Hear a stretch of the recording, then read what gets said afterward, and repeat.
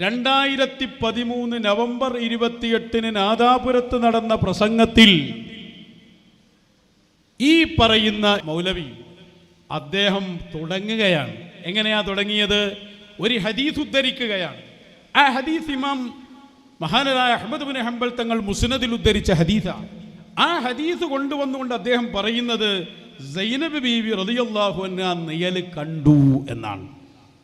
നോക്കണം നിങ്ങൾ, അന്ന് കൽപ്പിച്ചവർക്ക് കൃത്യമായി ഞങ്ങളിവിടെ ആദർശം ഇവർക്ക് വ്യതിയാനം സംഭവിച്ചിട്ടുണ്ട്. തന്നിഷ്ടം പറയുകയാണ്, മുൻഗാമികളുടെ സപ്പോർട്ട് ഇവർക്കില്ല എന്ന് കൃത്യമായി വരച്ചു കാണിക്കുകയാണ്. കണ്ടോളൂ. അങ്ങനെ റബീഉൽ അവ്വൽ മാസമായപ്പോൾ ദഖല അലൈഹാ, നബി തങ്ങൾ സൈനബ ബീവി റളിയല്ലാഹു അൻഹയുടെ സമീപത്തേക്ക് കടന്നു ചെന്നു. ആ കടന്നു ചെന്ന സംഭവം പറയുകയാണ് ഇമാം അഹ്മദ് റളിയല്ലാഹു അൻഹു റിപ്പോർട്ട് ചെയ്യാൻ. ഫറഅത്തു ളില്ലഹു, അങ്ങനെ നബി തങ്ങൾ കയറി ചെല്ലുമ്പോൾ നബിയുടെ നിഴൽ, നബി സല്ലല്ലാഹു അലൈഹി വസല്ലമയുടെ നിഴൽ ആ സൈനബ ബീവി റളിയല്ലാഹു അൻഹ കണ്ടു. ഫഖാല, സൈനബ് ബീവി ആരാ? നബി സല്ലല്ലാഹു അലൈഹി വസല്ലമ തങ്ങളുടെ ഭാര്യയാണ്. അവർ ഫറഅത്തു ളില്ലഹു, ഹബീബായ തങ്ങളുടെ നിഴൽ കണ്ടു.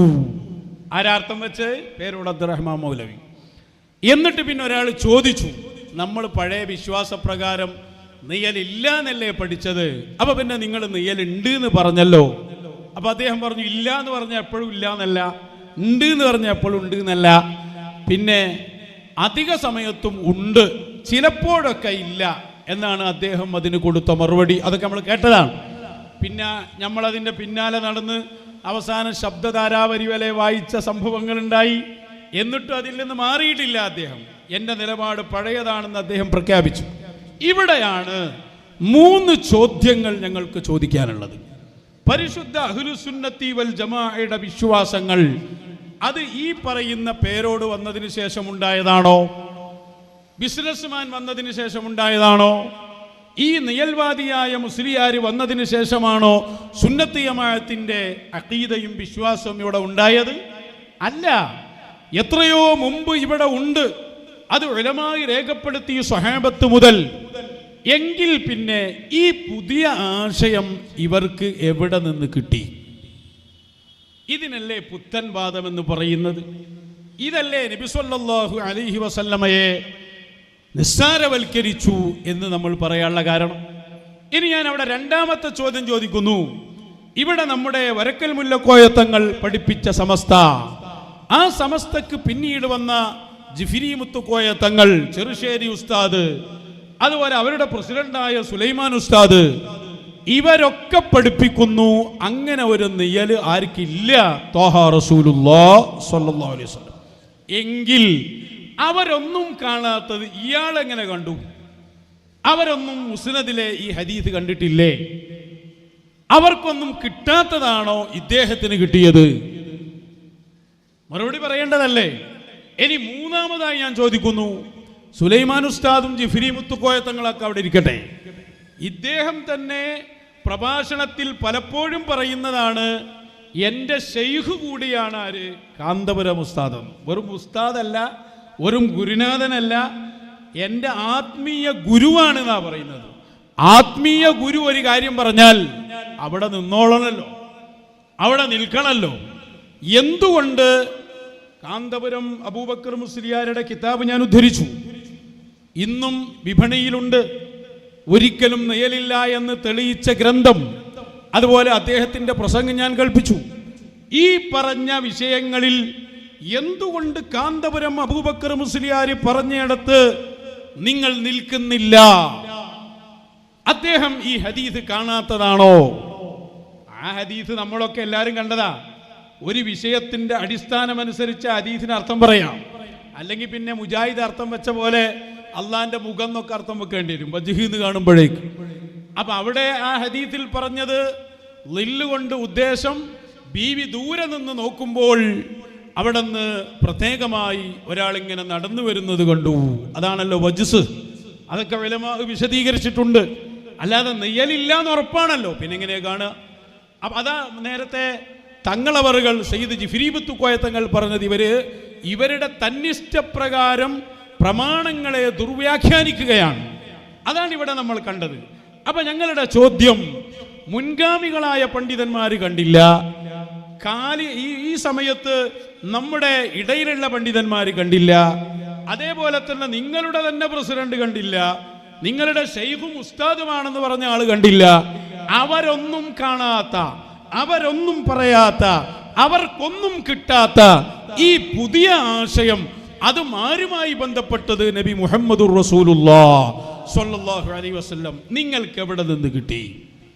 ഇതിനല്ലേ തന്നിഷ്ടം എന്ന് പറയാം? ഇതിനല്ലേ ദേഹേച്ഛക്കടിമപ്പെട്ട് സംസാരിക്കുക എന്ന് പറയുക? അതല്ലാതെ അവർക്കൊക്കെ തെറ്റി, ഇയാൾക്ക് മാത്രം ശരിയാവും. മുൻഗാമികൾക്കും തെറ്റി, ഇയാളെ ഗുരുനാഥന്മാർക്കും തെറ്റി, ഇയാൾക്ക് മാത്രം കിട്ടിയത് ശരി, അങ്ങനെ ഉണ്ടാവും? അപ്പൊ വളരെ വ്യക്തമല്ലേ കാര്യം? അതാ ഞങ്ങളുടെ ചോദ്യം. ഇവർ ഈ പറയുന്നത് ദീനല്ല, ഇവര് തന്നിഷ്ടം പറയുകയാണ്. ദീനുമായി ഇവർക്ക് ബന്ധമില്ല.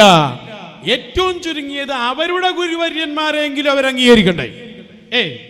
ഞാൻ കഴിഞ്ഞ പ്രസംഗത്തിൽ അത് ഊന്നി പറഞ്ഞു. ഞങ്ങളെ ഒന്നും നിങ്ങൾ അംഗീകരിക്കണ്ട.